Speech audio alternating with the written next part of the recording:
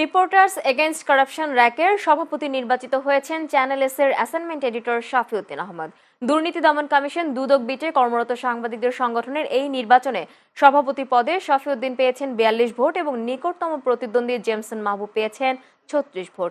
৫৩ vote পেয়ে সাধারণ সম্পাদক নির্বাচিত হয়েছেন আমাদের সময়ের সিনিয়র রিপোর্টার তাবারুল হক। নির্বাচিত হয়ে নিজ কর্মস্থলে আসেন শাফিউদ্দিন আহমদ। চ্যানেল এস-এর পক্ষ থেকে জানানো হয় ফুলেল শুভেচ্ছা।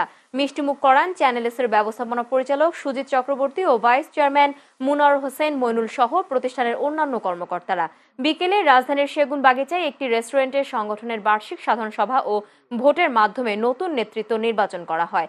ঢাকা সাংবাদিক ইউনিয়নের সভাপতি শহীদুল ইসলামের নেতৃত্বে নির্বাচন পরিচালনা করেন আবু সালে আকন ও তৌহিদুর রহমান। সভাপতি শাফিউদ্দিন আহমদ, সহসভাপতি রফিকুজ্জামান, সাধারণ সম্পাদক মাহবুব সৈকত, যুগ্ম সম্পাদক তাসলিমুল আলম তৌহিদ, সাংগঠনিক সম্পাদক মারুফ কিবরিয়া।